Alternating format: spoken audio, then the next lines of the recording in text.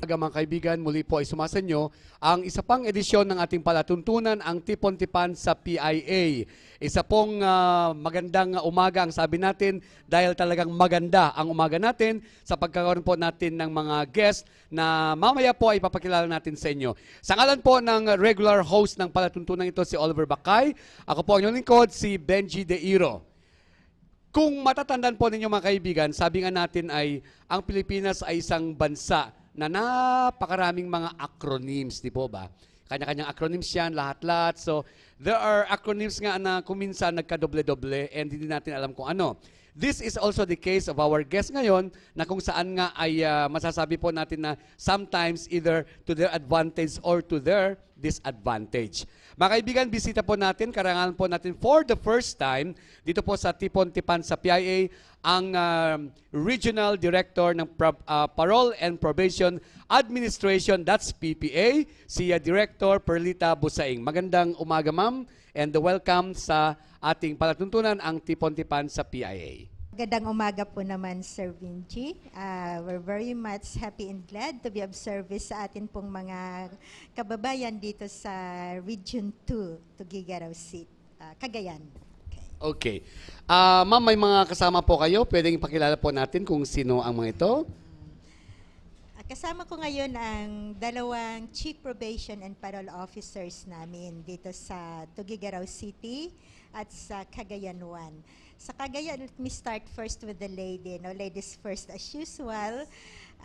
Yung maganda nating kasama si CPPO Cristina Cuarteros Vivar. Siya yung chief o head ng opisina natin sa Cagayan 1. Cagayan 1 Parole and Probation Office. Yung gentleman naman sa kanyang tabi, si Mr. Francisco Tomas Guzman. Sige, kilalang kilala na rin ninyo to Sir Vinci. Siya rin ang chief namin sa Tuguegarao City Parole and Probation Office. If I recall, yung sinabi ni Sir Vinci last time, seminar on newsletter and journalism, newsletter writing and journalism seminar, na the loss of the media is the gain of the parole and probation, no? So, dahil itong kasama ko parehong magaling to, kaya I was joking earlier na lifeline ko sila. Okay. Thank you very much, si Director Busaing ng Parole and the Probation Administration. Gaya po ng dati ay nais po nating ipakilala rin ang ating mga kabagang, ang ating mga katuwang sa Tipon-Tipan sa PIA sa pamagitan ni kasamang Digna Pagulayan. Kasamang Dig? Yes, thank you very much, Benj. Oy, medyo okay ang boses mo ngayon eh. Okay. Good morning po sa ating lahat. Of course, sa ating pong mga kasama sa media, nandito ngayon ang cameraman ng UNTV, si Rolando Bubut Gaygay, at dalawang kasama niya na OJT, at ganun din si kasamang Melanie Perez, malapit nang mag-birthday, ng radyo ng bayan. Of course, we will be aired sa RBC at Clearview. Okay, and thank you very much kasamang Digna. At kasama din po natin ang ating mga crew, si Tony Gayagoy ng PIA. Of course, andyan din po si kasamang Muding o si Modesto Ferrer. Andyan si kasamang Michael, and of course, sa control at saka si Alvin De Los Santos. Okay, anyway, let's start the ball rolling, ika nga. Kapag narinig po natin yung parole and probation, parang yung feeling natin parole. Just the word parole, parang iba na ang dating na baka nagpapatawad ito. Baka ito yung opisina na nagbibigay ng kapatawaran. Ganun kaya yon. And of course, probation. So, we would like to give the opportunity to Director Busaing para malaman natin kung ano ba ang opisinang ito, saan ba ito under, ano ba yung purpose ito, ano yung mga objectives naman ito, at ano yung naitutulong naman niya sa ating mga taong bayan. Director Busaing, please. Thank you, Sir Benji.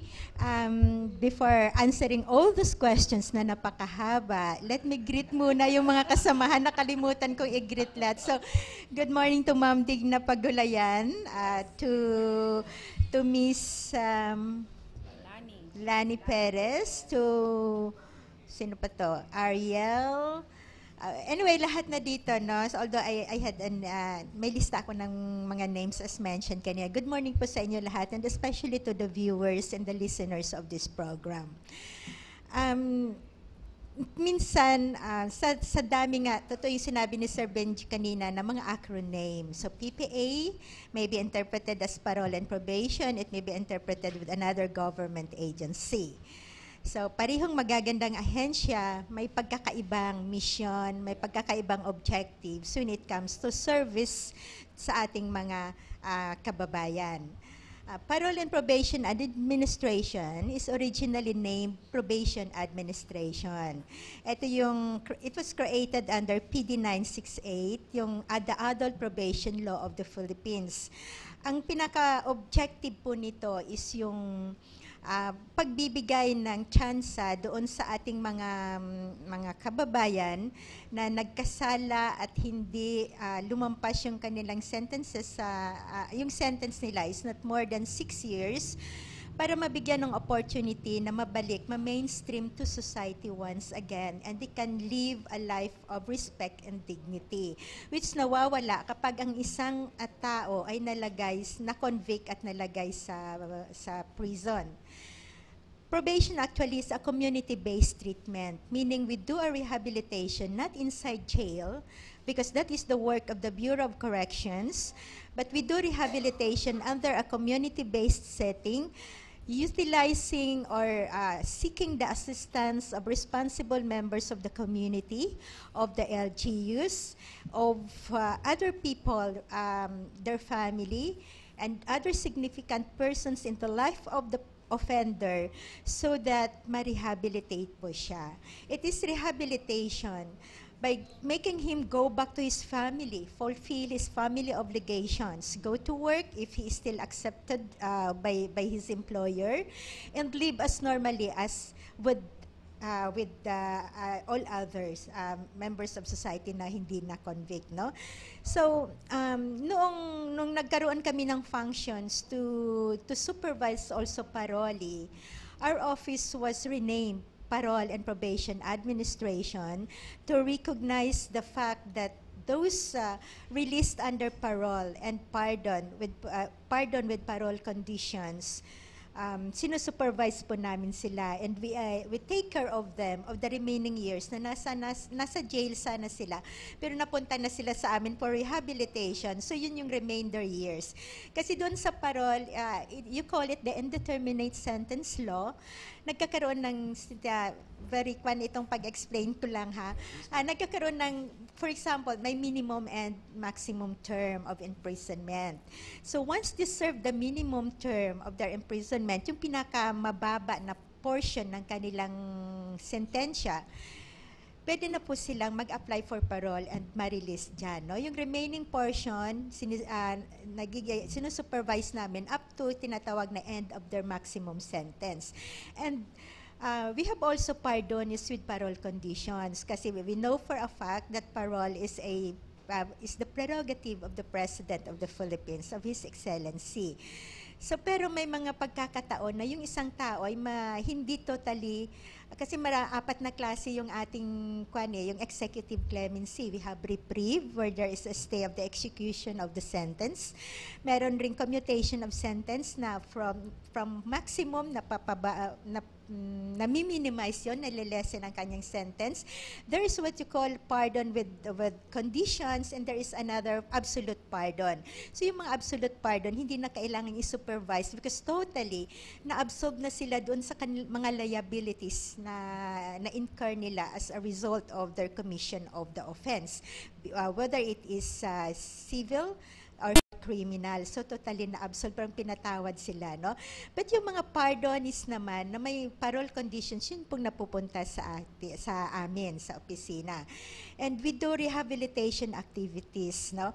We try as much as possible within the ambit of our objectives, which is first to prevent recidivism.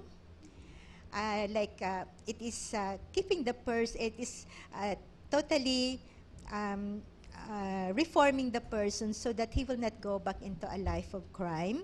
Sa parole naman, we call it recommitment, na hindi na siya mag-serve ulit ng kanyang sentensya, hindi siya magiging juvenile, hindi siya magiging repetitive offender sa mga parole.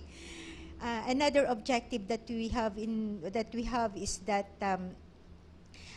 we respect the dignity of man. No? So man, as a respectable being, should live a life of dignity, regardless kung nakagawa man siya ng crime, because we always believe in the adage that no man is really bad. No, when you look into the heart of every man, you can always find a gold, even just a speck of gold. And this is the work of the probation and parole officer. We are called probation and parole officer. To find out what's good in that man, make him realize that he has something good in him, and that's good could still be utilized so that he would become a productive member, a law-abiding member of the society. Our riches, of course, does not only include mineral resources natin, our natural resources, but it is human resource, which makes the country talagang active. No, yun ang nagsusupport ng ating country. So kung may itong mga human resources na to na minsan nawala, pag maitutuwid na natin sila ng landas, magiging asset po ng ating sosyedad ang mga ito. So those are may mga disqualifications rin kami, which siguro sasagutin din na aking mga kasamahan mamaya, no? But that is the essence of probation and parole. It is rehabilitating and reforming clients so that with the end in view of maintaining peace and order. Yun yung pinaka-main na maintaining peace and order in the country, in the society, no? By preventing recidivism and making every former social offenders return to the folds of the law and be mainstreamed in society as really a productive and law-abiding citizen. Okay, thank you very much, Director Boseng. So parang nakaka-touch, parang yung the human factor ito eh. Ito yung agency pala, ang parole and probation, ito yung agency na gagabay, aakay sa mga taong nagkamali sa lipunan, and then along the way, they are rehabilitated, yung sabi ng director na to make sure na they will not repeat the same mistake all over again sa kanilang buhay. Bago yung katanungan ni kasamang Digna, anything more na may dagdag natin? Si Ma'am Vivar, ang ating probation officer sa Cagayan. Bago ang lahat, gusto ko sanang batiin ng ating mga kasama dito, especially Sir Benz, yung ating magaling na resource speaker during our journalism seminar, si Ma'am Diggs, si Ma'am Lani, and of course yung ating crew dyan and our OJT students. Good morning po sa ating lahat. Napakaganda yung sinabi, yung introduction ng aming regional director, yung the purpose, the mandate, yung functions, and of course, hindi lang kasi nakafocus kuminsan sa client natin yung programa, but then also sa ating mga victims, and of course, the whole yung ating community kung saan bumabalik yung ating mga kliyente. Kasi kung minsan, sabi ng mga community, why do you only focus sa biktima or yung mga akusado, yung mga offenders natin? Bakit wala din para sa mga yung nasagasaan nila, yung mga binigyan ng pagkakasala, or ang ating mga community? Meron din tayong mga programs about them. Kaya lang, kung minsan, ang hirap din naming ibenta because of the negative notions ng ating mga tao. Nandyan na kasi yung hindrances na, ang mga ito mahirap pagkatiwalaan kasi nagkasala na sila and they might repeat what they did. Ganun ang mga minds ng ating mga tao. Kaya ang hirap din ibenta talaga itong ating programa. Pero dahil dun sa isang programa na restorative justice, na you have to explain to them na meron din kaming programa para sa mga biktima and of course para sa ating society. Hindi lang itong mga akusado natin. And para matupad ang mga ito, merong isang programa ng ating ahensya na kasama ang ating komunidad. Now we call them our volunteers. Na ito pinipili namin na mga tao in the community wherein doon naka-reside yung ating mga kliyente para sa ganon, hindi lang kami ang gumagabay, kundi pati itong ating mga volunteers na responsibilities nila yung paggabay, pagbibigay ng mga counseling, especially pag unholy hour na wala kami sa kanilang tabi. Kasi kung minsan, kahit monthly counseling mo sila, huwag gumawa ulit. But then, because of mga hindi natin makontrol na circumstances, nakakagawa ulit. That's why we have our volunteers to assist our office. Okay, thank you very much, Ma'am Vibar. Si Sir Guzman naman. Wala na ata akong pwedeng masabi pa. Marami pa. Wala na. Okay. Nauubusan na ako eh. At any rate, maraming salamat sa dito sa Tipon-Tipan. At least we can express ourselves and we can probably elaborate the agency for the information of the general public. What the agency is, what it is, what it does. And pwede naming sabihin na ang ahensyang ito ay kinamumuhuyan. You know why? Particularly by people who were victims of crimes. Because instead of seeing them placed in jail, we bring them out. Naturalmente, hindi ba nasasaktan yung mga tao? Anong klaseng ahensya kayo? Nakagawa ng kasalanan ng taong ito at nandyan naman kayo na pinapalabas. Wala tayong magawa dahil ito ang gobyerno. Ginawa ito ng gobyerno. But do you know what is the essence or the reason behind? This is, ito ginawa ng gobyerno para matulungan din sila dahil hindi natin, it is not certain that these people really has committed the crime. Probably they were victims of circumstances and therefore we really have to bring them out. We have to save them. Just sabi mo kanina, inaakay namin sila. Tama nga yan.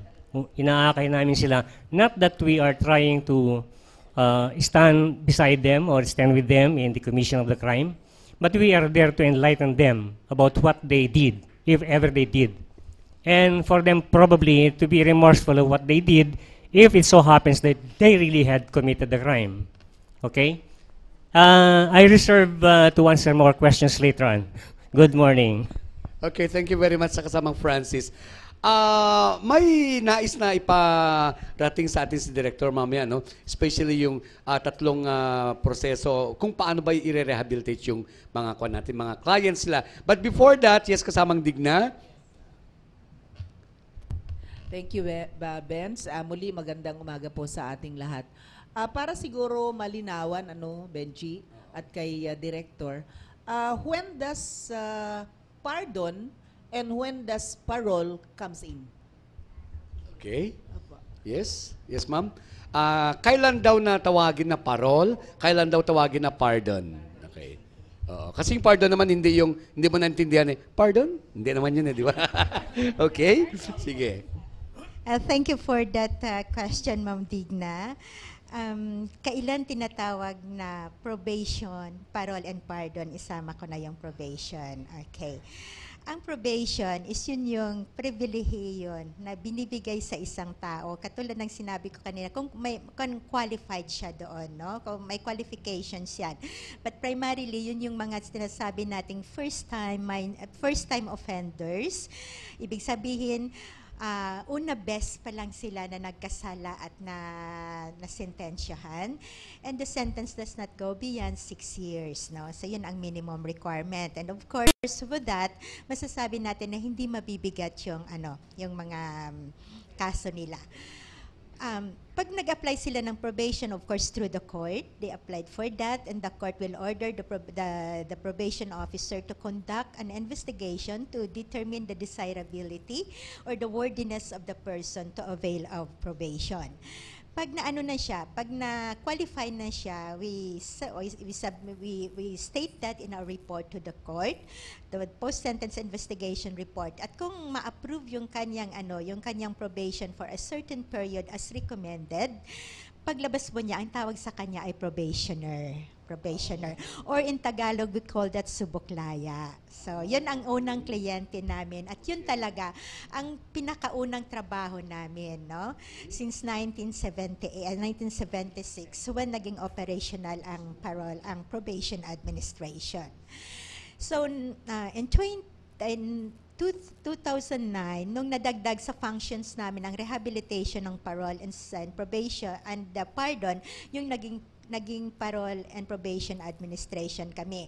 Ano po yung mga parolado? Ito yung mga parolado, itong mga tao na na-convict of an offense na hindi fix ang kanilang sentensya. Hindi natin masasabing 10 years flat, walang ganon, or life imprisonment or reclusion perpetua, hindi po ganon. Merong minimum, like for example, the sentence is from, let's say, minimum of 5 years, halimbawa lang yan ha, 5 years to, let's say, 20 years. Pagdating po doon sa 5 years and na-assess sila, qualify sila, so that's the point na pwede na po silang mag-apply. By the way, yung approving body doon sa probation, yung nag-a-approve po is the court. Recommendatory lang po kami. Kami ang taga-recommend at kami ang taga-bantay nila kung malagay na sila sa ganyang pribilehiyo. Sa parol naman po, it's the Board of Pardons and Parole, no? So gagawa po kami ng report kung i-throw sa amin, i-refer sa amin to investigate also the background of the person and to assess kung talagang qualified din po siya sa parole, taking into considerations the different criteria or qualifications na dapat meron po siya. So kung qualify na po siya, we submit a report to the Board of Pardons and Parole at kung ma-approve po yun ng board, isang body din yan, no? Iba-iba ang members dyan. So pag na-approve yun, bumabalik na po sa amin ang tao as what we call parole. Yun yung parolado po natin. So ang parolado, may natira pa silang sentensya. Kaya yung natirang, for example, ang natira na lang sa kanyang sentensya is 7 years. So yung 7 years na yan, malagay siya sa amin probation up to his end of maximum sentence. Malagay siya sa aming supervision as parole. Ang pardoni naman, o yung mga pardonado, yung mga nasa pardon naman, ito yung binigyan ng kalayaan by virtue of the presidential pardon, o yung grant na binibigay sa kanila ng ating presidente po, no? At ito yung na-explain ko kanina na may 4, reprieve na kung nyari, bibitayin siya today, sinabi ng presidente na, 6 months after na lang siya bibitayin, o kaya totally na-absorb siya na wala na siyang ibang liability, yun yung absolute pardon. So yun yung yun yung mga pardoni naman na sinasabi natin. Actually, we have 4 kinds of clients, hindi lang probationer, parole and pardone, but we also have minor first-time offenders. Under po sa law naman yun sa drugs, no? So may mga minors tayo na minsan they really choose or they opt to be under the care of probation. Yun po yun. And I was saying kanina kay Sir Benji, sorry Sir Benji, nakalimutan ko na napakalaki ng tulong na binigay mo sa amin in terms of producing our own newsletter, no? Sa galing pa naman ni Sir Benji. So, ito yung we have rehabilitation in our agency is a 3-pronged approach, no? And I'm very happy to announce to you that the commitment or the revocation rate doon sa mga tao na na-supervise namin is only 1.3. Kagagaling ko lang sa executive conference namin, we only have a revocation rate of 1.3%. Meaning, kung 100 po yung sinusupervise namin, 1/3 ng tao, yun lang ang naibabalik sa kulungan o yun yung bumabalik sa a life of crime, which redounds to savings on the part of the government. Kasi syempre hindi na sila babalik sa jail, hindi na papakainin ng gobyerno.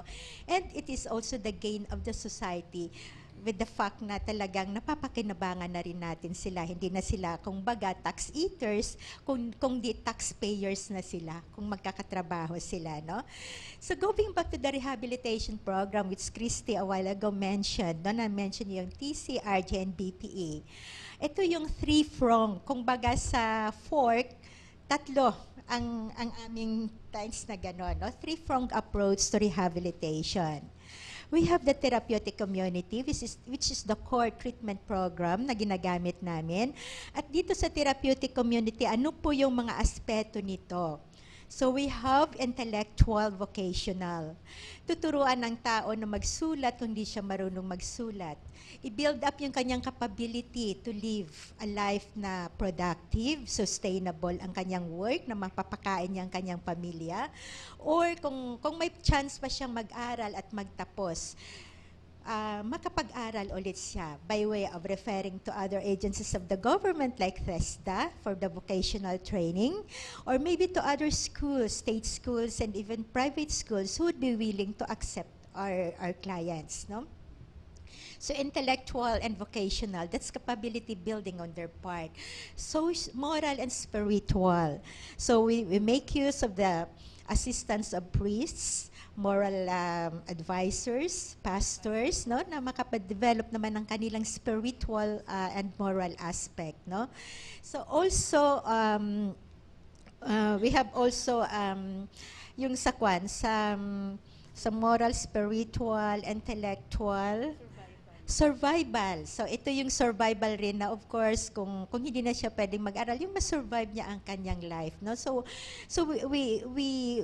we conduct trainings for them, like for example, balut making. Na-mention namin ito during our training, no. Binibigyan sila ng capability na kung hindi man makapag-aral, at least kung hindi makapagtrabaho, may makasurvive sila through a work, or maybe a cottage industry, like si Christy may goat racing, si Sir Francis yata may pig dispersal, so mga ganon. And we tap other agencies, which I would like to thank the DA, for example, for providing our clients with Department of Agriculture, no, may mga seed dispersal, may pig dispersal or animal dispersal, no. DSWD is also our partner, no. Kung minsan yung mga indigent clients na re-refer namin sa kanila, binibigyan naman sila ng mga assistance na ganon. Health, that's another way. So nagko-conduct ng medical mission, and we also refer them to psychological and physical health. Isa din yung aspeto na saan we try to help our clients in this aspect. Even reproductive health, family counseling. The benefits of probation is not only centered on the client himself, but also his family, his wife, kung medyo problemado ang kanilang pamumuhay, kung hindi pa sila kasal, baka pwedeng ipasok ng pagpapakasal if applicable, kung hindi, sige, let it be, ano lang, no? Or pati mga anak nila. I remember 2 years ago, we had that memorandum from the central office to submit to the central office a data, including the children of the clients, para titingnan kung anong pwede sa kanila doon na maitulong rin ng ahensya. Of course, not purely on our own, kasi nasa rehabilitation kami, but we do not have the funds for that. But because it is a community-based rehabilitation, we exhaust every possible means or opportunity from the community. Tap that by way of linkaging and networking, so that magiging pakinabang yun sa ating mga clients. So, TC, Therapeutic Community, is a kind of a behavior modification. Actually, originally, ano po ito? Ginamit ito para sa mga kapatid natin na drug addicts, no? Because even its precursor, yung DATAP sa US and other rehabilitation centers, talagang ano sila, nasa institutional institution sila. But in our office, in our agency, we modified it to such extent na community-based setting rin, no? So it is a behavior modification, and I'm very happy also to share na successful rin po ito sa aming mga clients, because we also tap the assistance of the family. Yung pamilya niya mismo ang tagabantay. So we have family associations. These family associations, dine-develop talaga so that magiging katuwang namin sila sa pagreforma ng kanilang membro ng pamilya, no? So aside from TC, which is Therapeutic Community, we have RJ as the philosophical foundation. We know that crime hindi lang ang biktima ng crime is yung person na na nagawa ng krimen, but it is society itself. And restorative justice seek to restore the relationships that na destroyed dahil sa crime, no? Relationship with the victim, relationship with the society. It's making the person realize, the offender realize na may dapat siyang ibalik sa komunidad. Kaya kung na-convict siya ba illegal logging, for example, dapat ibalik niya yun sa community, tatanim siya ng more than the numbers na damage niya doon sa ating forest, for example, no? So ganun yan. The offender has to restitute or to restore something na nawala nung nagawa niya ang crime na yon, no? It may not be kung pera din yun at kaya niya magbayad, so nagme-mediate kami for the civil liability to be paid. But of course, it is always in the context of the capacity of our client to pay. Kasi kung hindi rin siya capable magbayad at pipilitin namin siya, sorry ha kung medyo Pilipit yung Tagalog ko kasi hindi rin ako Ilocana, hindi na ako pure Tagalog. So kung hindi namin siya pipilitin, because if it's the process po na pipilitin namin at gagawa ng panibagong krimen, that defeats now our objective of mainstreaming him to a lawful life, no? So that's RJ. The third approach that we have is the volunteer probation aid, mobilization. Actually, nasa tatlong KRA po ng agency ito, the 3 key result areas. First is investigation, which is determining the desirability of the person to avail of the privilege. Supervision, which is making them to the line, rehabilitating them, reforming them, that's supervision. And the third is volunteer mobilization, where we tap responsible members, credible members from the community to help us to be our partners in rehabilitation. Sir Vinji could be one, Ma'am Digna could be one. Some of you have the heart to help people, the heart to serve in the pure essence of volunteerism na wala pong pera na involved, na nakabibigay lang kami ng 100 pesos per month, not more than 300 pesos per quarter para sa TEV or traveling ng BPA na tumutulong sa aming mag-supervise. Yun po yung kailangan namin sa opisina, no?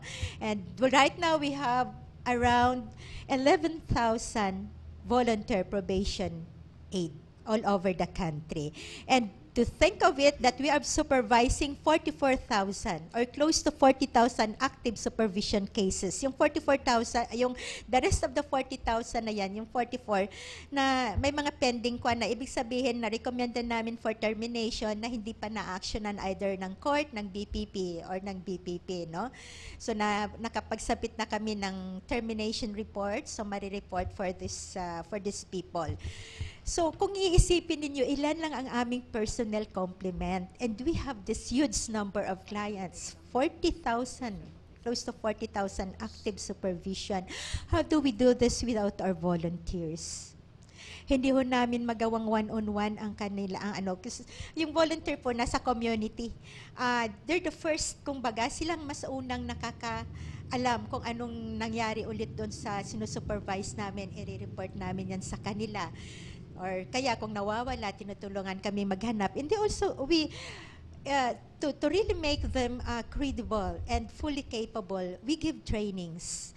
Capability building for the BPAs. We train them on TC, we train them on RJ. We give them a course on basic volunteerism, on supervision. So what we know, we share to them because yun lang po yung pwede naming maibigay, hindi pera, but making them capable of handling people and making them really, truly competent people who could supervise aside from us, no? Okay, thank you very much, ma'am. Yung mga volunteers pala sa community, kumbaga sila yung CCTV. No? Silang nakatingin. O, di ba? Para pag may medyo, hindi naman kung anong mabuti, sabihin pa rin sa probation, kung anong hindi magandang ginawa nila, sila pa rin yung mag-report din. Okay, I think it's high time for us na mapabilang din sa 11,000 na volunteers, ano? Kasi ang kwan dyan, this is the right time. I think there are so many people, mga kaibigan, kung kayo po ay nakikinig ngayon, kung kayo po ay nanonood, yung panawagan po ng parole and probation, napakadali lang na trabaho po ito. This is for humanity. This is for service. This is a social obligation on our part na kinakailangan din na tutulong tayo sa kanila para kahit papano, yung pagiging volunteer mo, wala ka namang gagawin kundi just parang kwan ito this is what we call the human touch. Okay? Anyway, bago tayo maging emotional si kasamang Lani. Yes, Lan. Opo, maraming salamat, Sir Bench. Good morning po. Hello, Director Busaing. Ma'am, how do we work with other agencies of the government, like for example, the Bureau of Jail Management and Penology, and even sa Public Attorney's Office, for example, para ho i-assess din yung ating mga clients at yung mga pamilya po ba nila, sila yung mag-a-apply for the parole and probation o hihintayin po dapat ang recommendation from your end? And I hope you won't mind, ihabol ko na rin po. Kasama rin ho ba sa considerations, like for example, the health condition ng ating hong kliyente and yung edad, lalo na kung senior citizen na siya? Thank you po. First, no, yung question now, how do we linkage with the other government agencies? No, I acknowledge the presence of my Assistant Regional Director, no, Ms. Luz Amigo. So yung other agencies, how do we go about it? It is by way of referral. Na kung ano yung need ng tao at may particular agency of the government that could answer that need, we do by writing, no? Nagre-refer po kami. Nire-refer namin at sinasabi namin kung ano yung pangangailangan ng tao. Doon sa sinasabi mong BGMP, PAW, we have this what you call criminal justice system.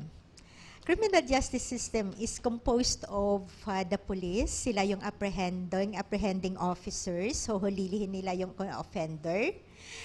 Kung mahuli na nila, ito turn over nila yun sa prosecution. We have the NAPROS, National Prosecution Service, to determine kung baga dapat bang kasuhan yung tao, dapat ba talagang papanagutin siya sa batas.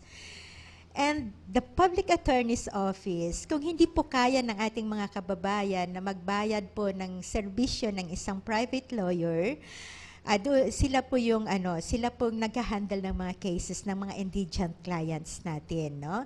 So they take up the cudgels of these clients. So the PAW, yung Public Attorney's Office, no? So didipinsahan niya yung ating client, yung tao ngayon.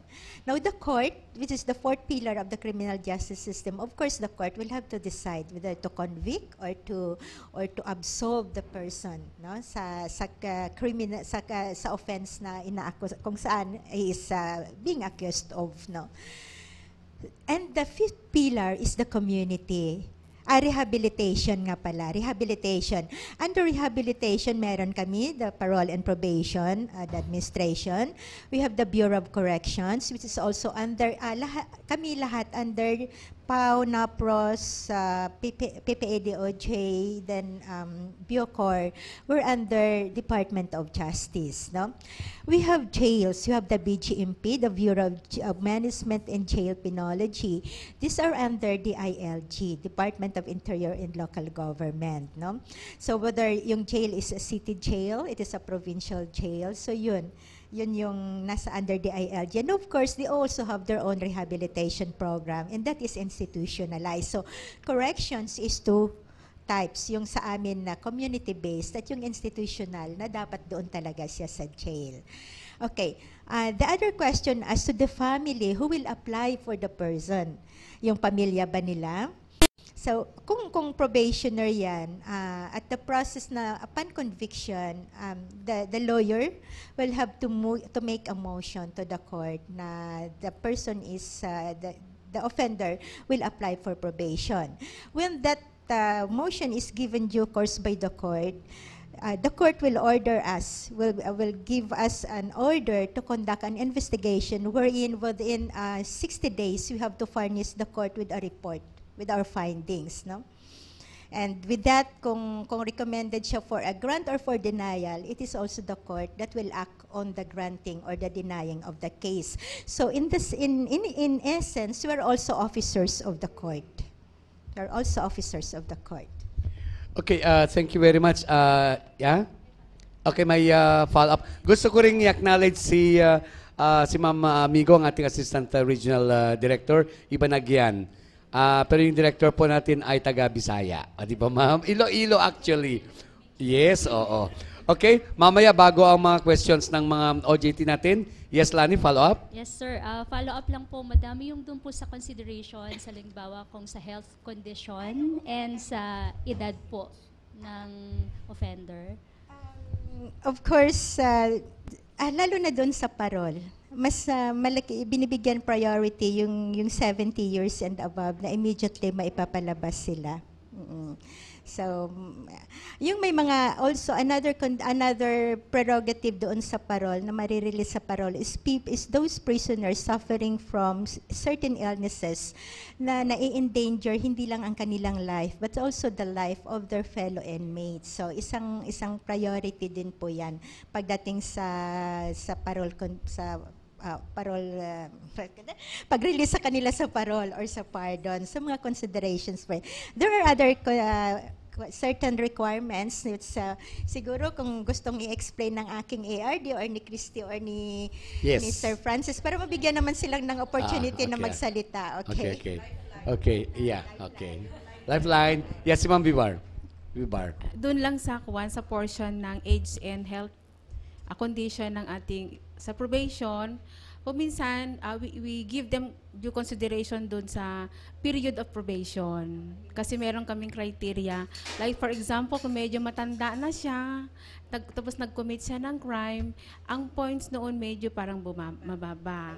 Pati doon din sa kanyang health status, binibigyan namin doon ang consideration sa yung period of probation. Halimbawa kung sick leave, nakikita mo naman na he cannot report monthly, pwedeng immediate members of the family mag-report and then siya mag-report, ganyan. Pero dun sa mga ibang other considerations, nakikita na lang doon sa ibang part ng aming program. Dun sa qualification, I will give it to, of course, our guwapo na probation officer.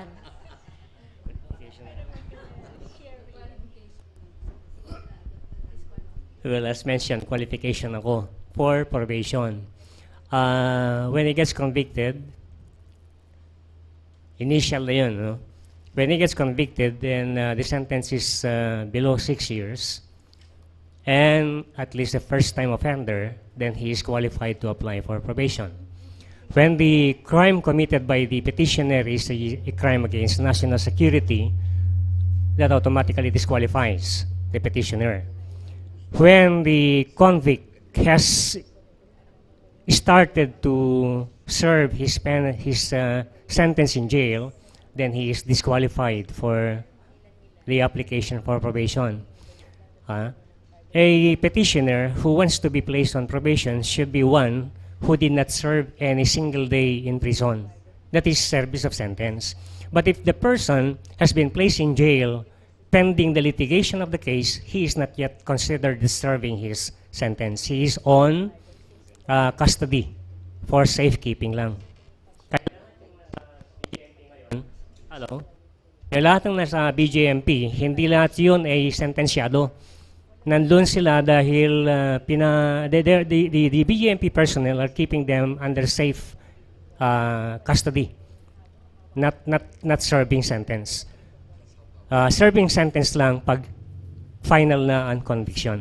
And the finality of the conviction, there are 15 days from the date of promulgation of the sentence. Okay. So those are some of the qualifications. When a petitioner, or when we, the investigating officers, determine or find out that the person or the person or the petitioner has something like mental retardation or may loose tornillo, we find it better that he should be placed in an institution.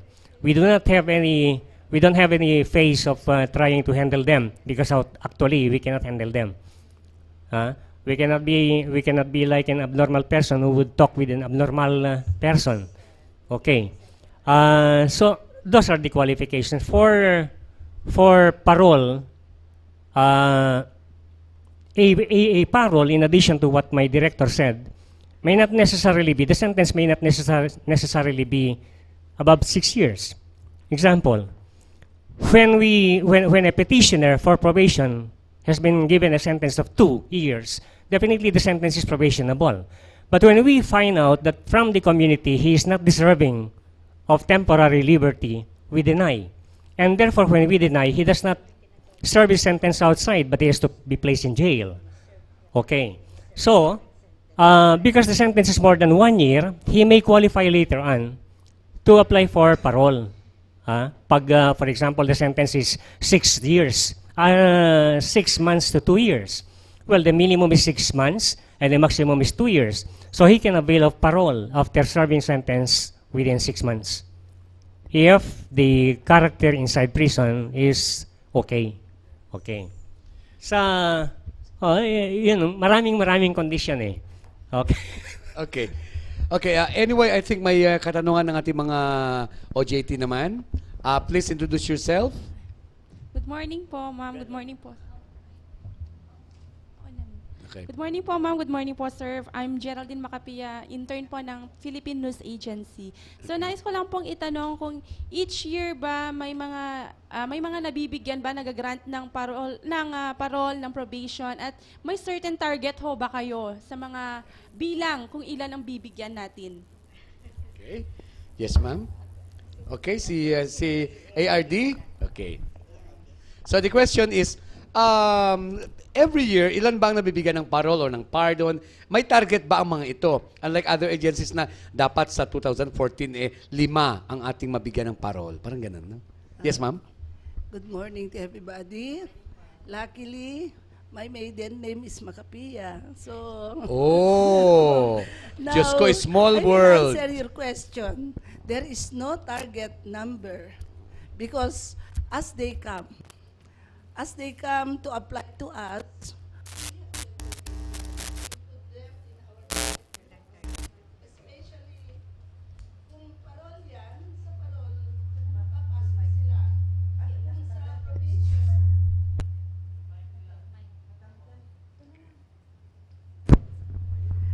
sa probation, a case load or docket book. So, walang target talaga. They may come in surge, yung paramihan. They may come in trinkles, yung tig-isa-isa. Especially in Isabela, you know, being a former chief of the Isabela Parole and Probation Office, may mga anti-illegal, laging kaming nag-apply ng probation, tig-15 ang mga yan. Dito sa Cagayan, particularly Parole and Probation Office number 2 sa Apari. Sa Gonzaga alone, more than 40, if not almost 50, applied at one time. So, answered na po yung question nyo.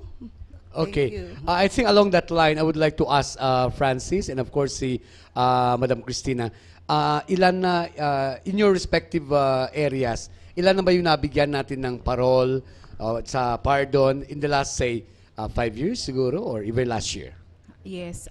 Before I will answer you, Sir Benz, I would like to inform everyone that the area of jurisdiction of Cagayan 1, yung mga municipalities nito are, we start from Igig, Amulong, Alcala, Baggao, Tuao, Rizal, Piat, and Santo Niño. We have 8 municipalities under Cagayan 1 or Cagayan Parole and Probation Office number 1.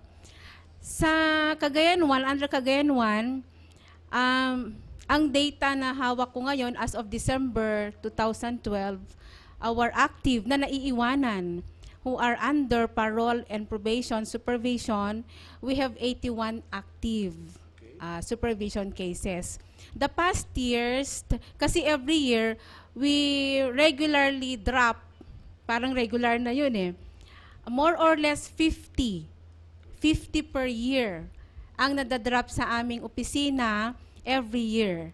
So kung in times 5 mo yan, plus yung end of every year na 80, more or less 80 every year, marami rin ang nabibigyan ng probation and parole.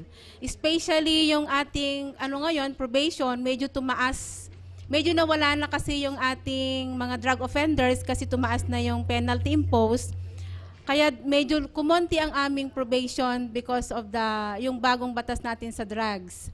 And dumami rin yung ating parole. Kasi yung mga pumasok sa drugs, na papalitan na ng mga parolees natin. Yan ang statistics ng Cagayan 1 Parole and Probation Office. Okay, how about kay Francis? Going back to the first question kanina, as to whether the office targets how many prisoners should be sent out. Actually, that is not the duty of the office supposedly. It is the duty of the President and the boards of pardon and parole, so we accept whatever they give us. Now, however, on probation, we can target. When we conduct an intake interview dito sa mga jails, we find out that there are probationable sentences even if these people are not yet sentenced. But based from the crime committed, we can determine whether the sentence would be about 6 years. So we conduct an intake interview after knowing the particular cases. And upon determination that these are the cases, they will inform us when will the promulgation be. So when the sentence is promulgated, we assist these people in the filing of the petition if, for example, the lawyer fails to do same. So the product of that, naturalmente, has been assisted. We assisted the particular petitioner in availing the privilege of probation. So we can target kung ilan, probably ang mapapalabas namin. So pwede namin itatarget yan based on the number of inmates na ang krimen ay probationable. Ang city naman, dito sa jurisdiction ko, I only have 4 municipalities to include the city, Solana, Peña Blanca, and Enrile. Actually, my office, since the start of 2012 up to the end of 2012, we have an active supervision of 88 clients. So if I have 88, 2012, with 4 municipalities, average 20 or 22 per area.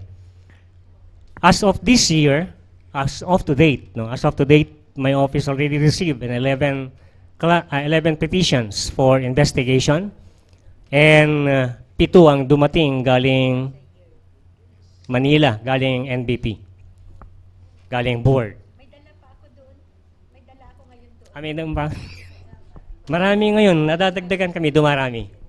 I think may dagdag si ARD. Ma'am, this is the regional caseload in supervision. Buong region ito. Oo. In probation, we have 512, while in parole and pardon, we have 386.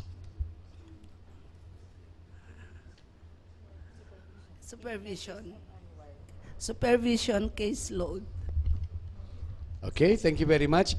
Mga kaibigan, we still have barely 8 minutes to go bago po tayo magpaalam sa ating palatuntunan. Kayo po ay nakikinig at nanonood pa rin sa ating palatuntunan. Ito po ang Tipon Tipan sa PIA at bisita po natin ngayon ang mga opisyal ng Parole and Probation Administration dito sa Cagayan Valley Region. I think kanina pa nababahala si kasamang Lani. Yes, Lani?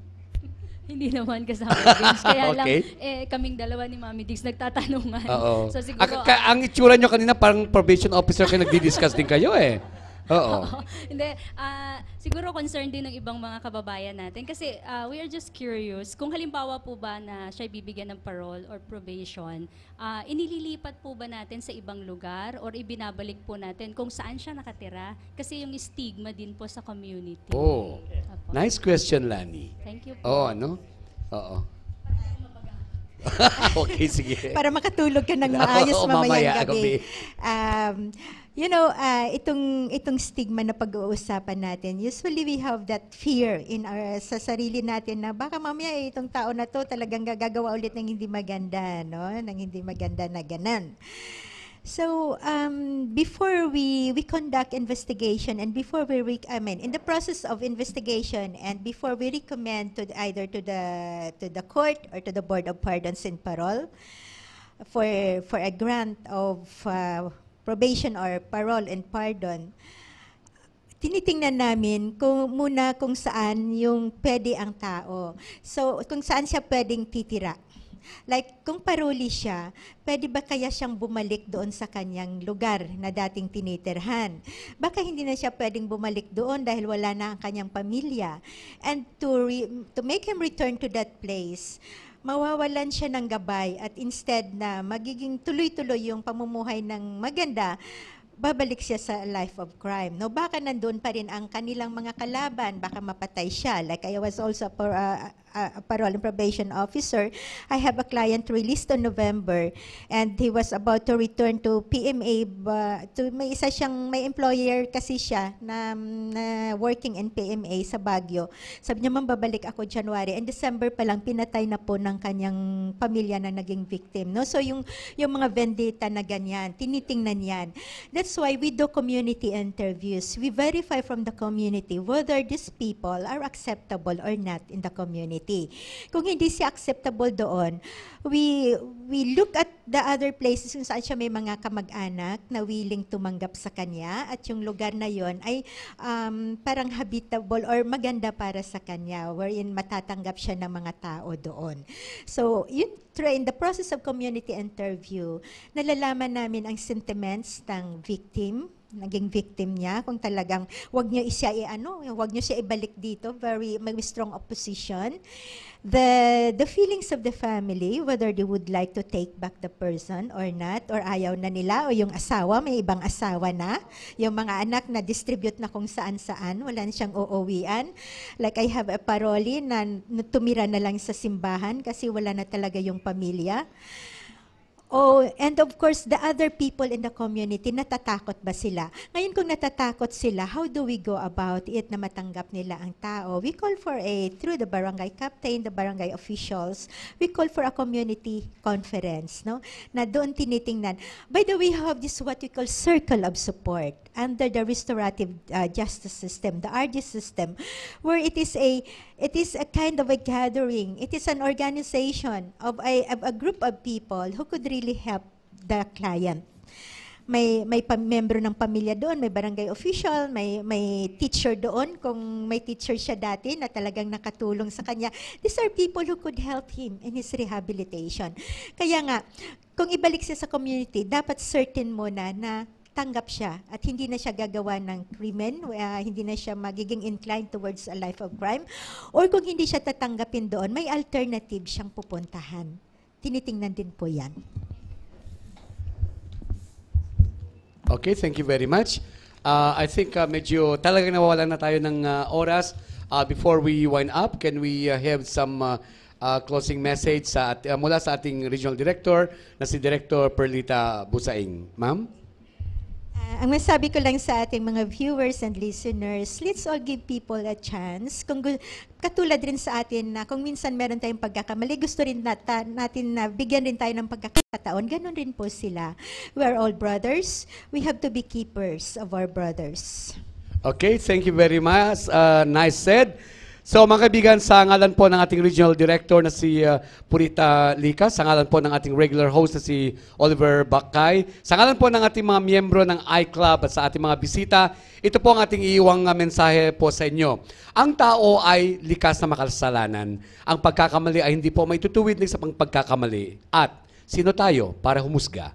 Benji Deiro, magandang umaga.